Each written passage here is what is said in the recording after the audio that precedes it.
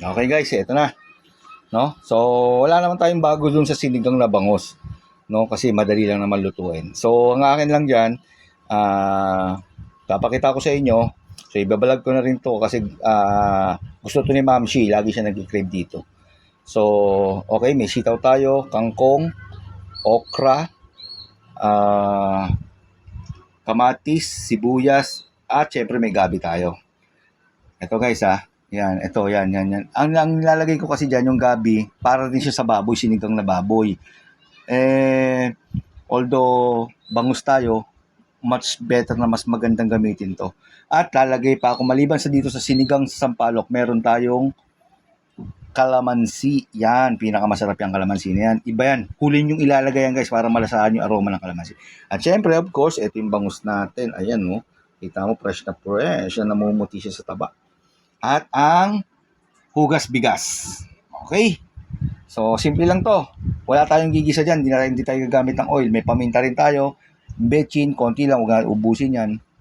Konting-konti lang yan. Kasi meron itong MSG. Itong ano na to. Sinigang. So, ubus natin yan. Paminta. Mas masarap kasi guys. Ito yung twist. Yung kalamansi.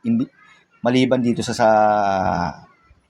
sinigang sa gabi na powder. Okay? So, wala naman tayo makikitang original talaga yung sa sampalok, yung sa puno. So, yan na. Let's start. Okay, guys. So, lalagyan na natin muna itong syempre, itong hugas bigas. Yan, oh. Kita mo naman yung hugas bigas ko, guys. Kita mo naman, parang parang may gata. Diba? Talagang piniga ko yan. At itong isasabay na natin yan. Gabi, kamatis sa sibuyas. Okay? So, pakukuluan ko siya mga 15 minutes baka sa lumambot lang ng konti yung gabi. Kasi matigas yung gabi. Okay? Ayan guys. After 10 minutes, medyo malambot na yung gabi. No? Yun. Okay. So, lalagay ko na itong bangus. Yung bangus yan. Ayaw mahulog Bakit nakadikit ata? Ayan.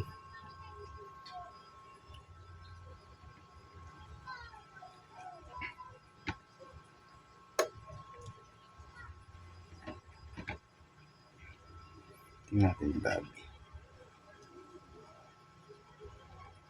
Lambot na. Lambot ng gabi guys. Diba? Walang gisa-gisa yan. Of course, yung buntot, Ma'am Shi, yung buntot yan lagi natitira sa akin Ako nagluluto, buntot ang natitira sa akin. So, lalagyan ko siya ng asin. Konting asin lang guys. Ayan asin. Ayan ba yan? Ayun. Okay. Tingnan natin ulit kumulo. Okay. Kumukulo na guys. Ayun, kumukulo na. Sarap nito. Tsaka ko nga ilalagay guys yung paminta. Yan. Ngayon na ba kayo nakakita ng sinigang na merong nilalagay ng paminta? At ang powder. Ayun. Ubus ko na yan guys. Nor, baka naman Ayan Nor. Di ba? May ilaw ka pa. At konting bechin, konti lang naman. Ayan. So, luin ko lang yan.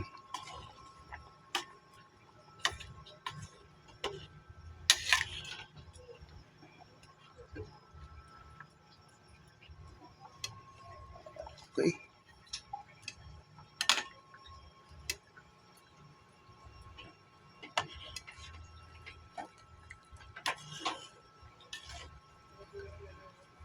Okay, mga 2 minutes guys. 2 minutes o 1 minute and 59 seconds. Okay? Tsaka ako ilalagay yung mga gulay. Yun. Guys, kumukulo na. Lagay ko na yan. Okay. Ay, Ma'am Shi, Sarap po.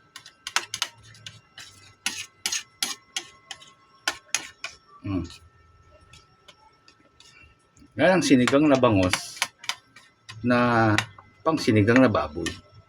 Okay, parehas lang naman yan. Walang cholesterol yan. Okay, so 1 minute. Okay guys. Ito, bumukulo na. So, lagay ko na to. Ayun, nilagay ko na yung kangkong. Kasi baka malusak naman yung kangkong. So, haluin ko lang siya. So, mamaya, ipipresent ko to sa inyo guys. Ang maayos. Lapot to, ma'am. Lapot to. Wow, sarap po.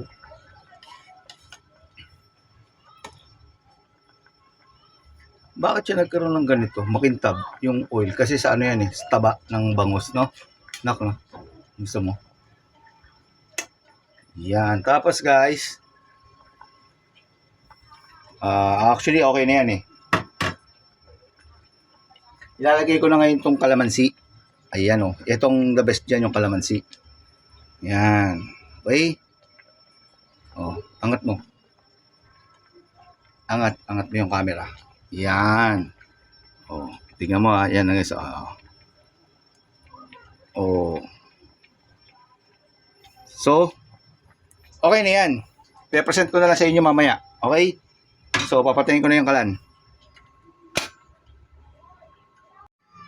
Okay guys, ito na.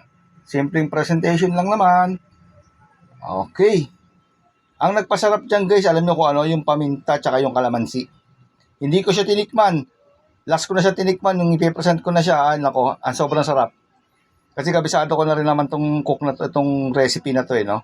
Ma'am Shi, oh. Oh. Cool, sarap ng taba ng bangus. Gulay. Tapos gabi. Ayan, ang taba ng bangus. Ayun pa yung buto ng kamatis. Iyan, oh. Oh, taba ng bangus. At ang buntot. Okay, guys. So, next vlog ulit. Sinigang na baboy ulit. Pero mayroon akong twist ng konti doon, guys. Okay? So, maraming salamat. See ya!